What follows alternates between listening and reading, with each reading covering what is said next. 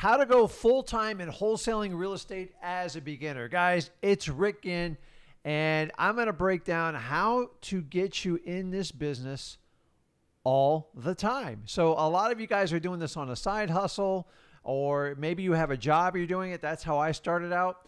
I'm going to show you the strategies I use to get in it as full-time and do that transition from a beginner, maybe working another job and getting there. But before I get into it, do me a favor, smash that like button, hit that subscribe button to continue to receive the most up-to-date information on wholesaling available today. So you're talking about, hey, listen, I love wholesaling. I've been picking away at it. How can I do this full-time? And honestly, it's a question a lot of wholesalers don't ask themselves. They just find themselves into it.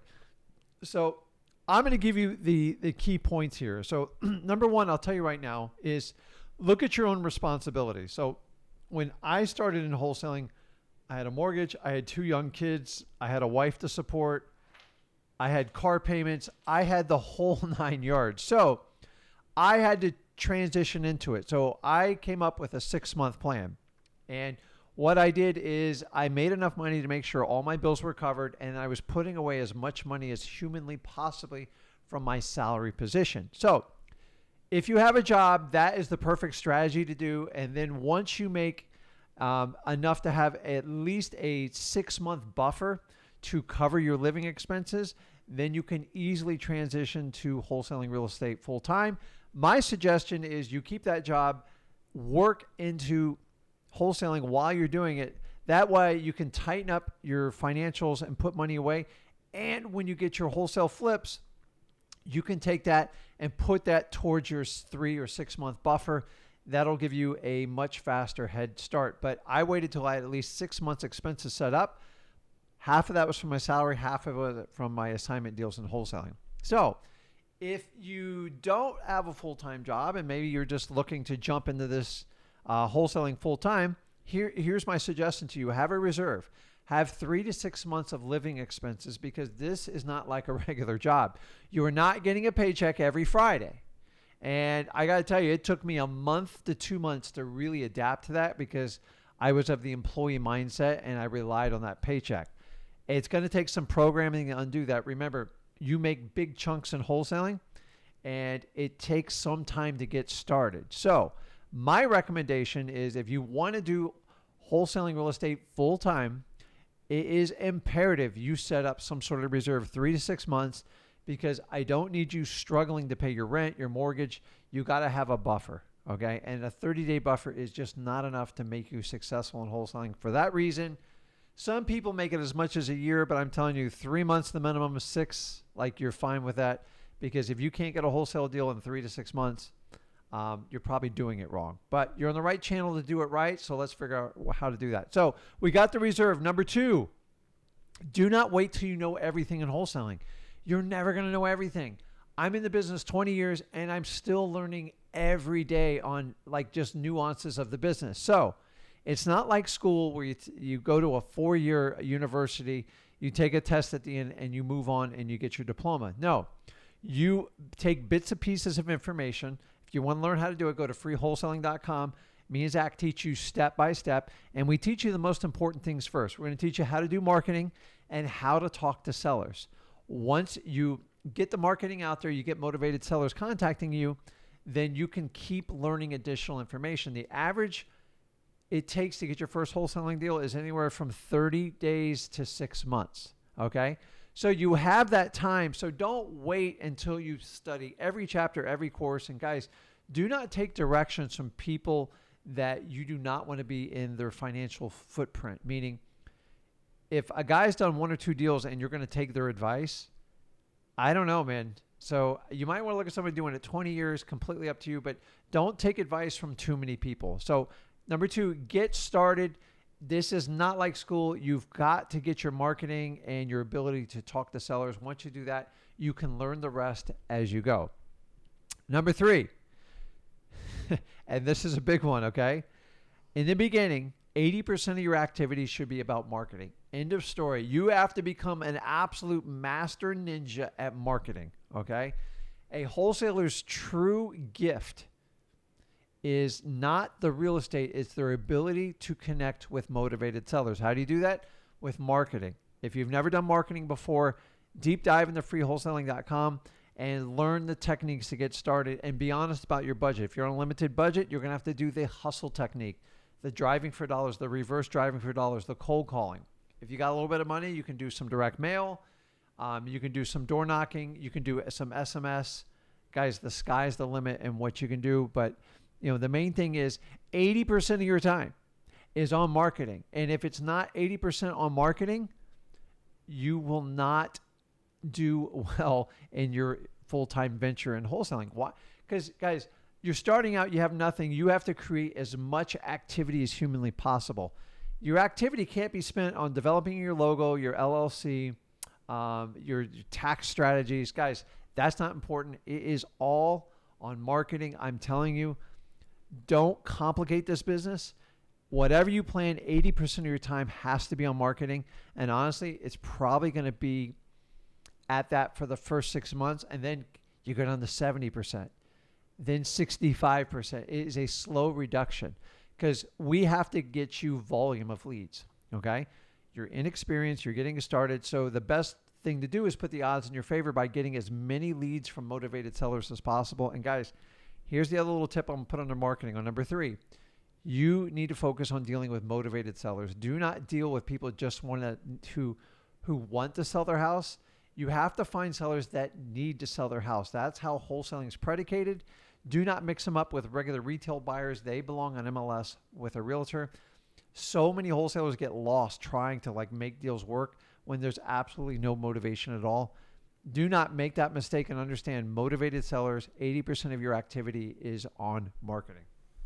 So number 4, there's this huge tendency people just want to virtually take down every deal. I'm telling you, if you're just starting out and you're doing your local market, you need to physically go on those appointments. You know why? Because it increases your odds to maximize the rapport. It increases your odds to make sure you're getting a good deal. And everybody likes to meet people in person. So for that reason, if you are local and you can go on the physical appointment, it gives you a huge advantage on giving the most profitable wholesale deals. In the beginning, you need every advantage you can humanly possibly get. Guys, do not overlook the ability to meet with people physically.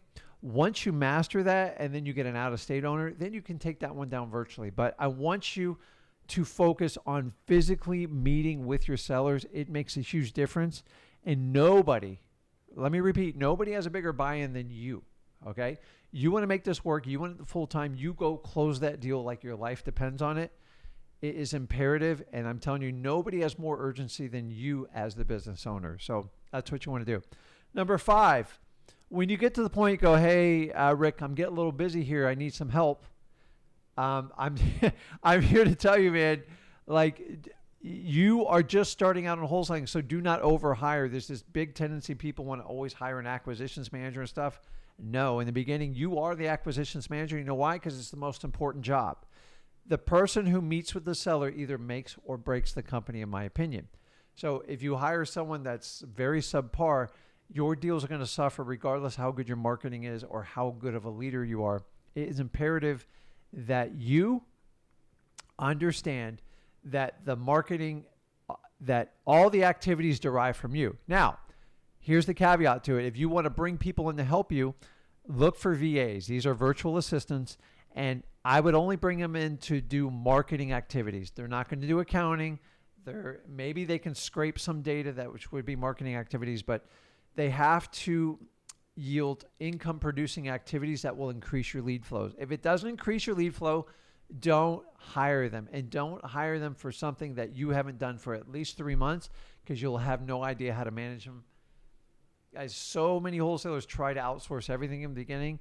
Here's the truth. And a lot of people want to tell you this, you've got to do a lot of the work yourself, especially in the first 6 months. So if you bring somebody in, you bring in a VA, they're paid hourly, and they can focus on getting marketing, SMS campaigns.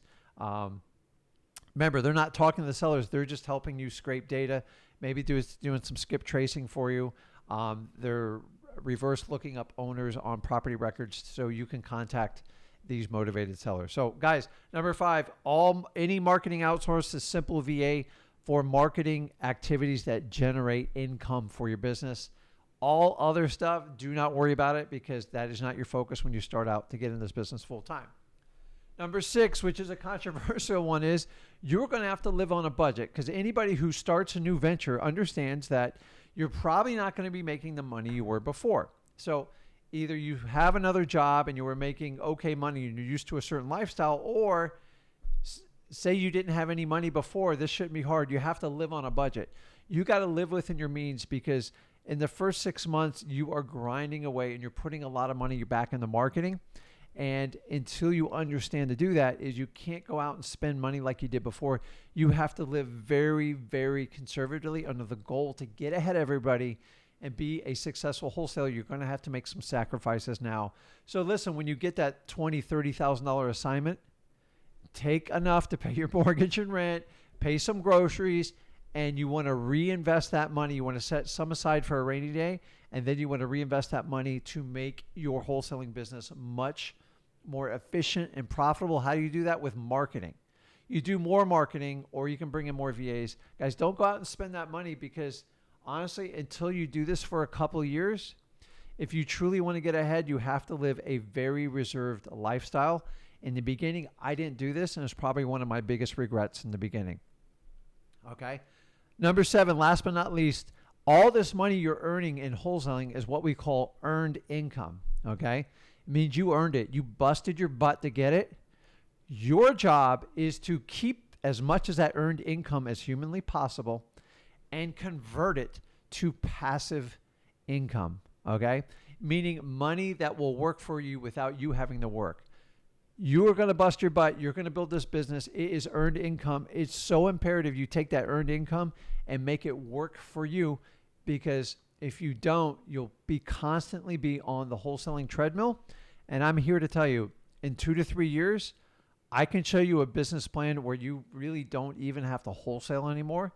You just wholesale because it's fun and you're making a ton of money doing it. But the key is converting that earned income into passive income. So guys, these, I know these aren't complicated steps, but I'm telling you, these 7 steps are the steps I use to get financially free. And more importantly, as a beginner, it allowed me to dive into wholesaling real estate and on a full-time basis. And I was lost at first. You'll be a little bit lost at first. Remember, 80% of your activity towards marketing will steer you in the right direction. And most of you are operating as an independent operator. Embrace it. Like, stop looking to outsource it from day one. Do your 3 to 6 months. And then as your business can pay for those and you get busier, then you can bring people in. So guys, let me know in the comments if you think this will get you to a full-time status as wholesaling real estate. And let me know what you would add to it. So I'm sure I'm missing some things, but I'm giving you my personal experiences, and I want to share it with you to make you the most successful wholesalers in your market. So guys, do me a favor, smash that like button, hit that subscribe button to continue to receive the absolute best information on wholesaling, and I'll see you in the next video. Thanks.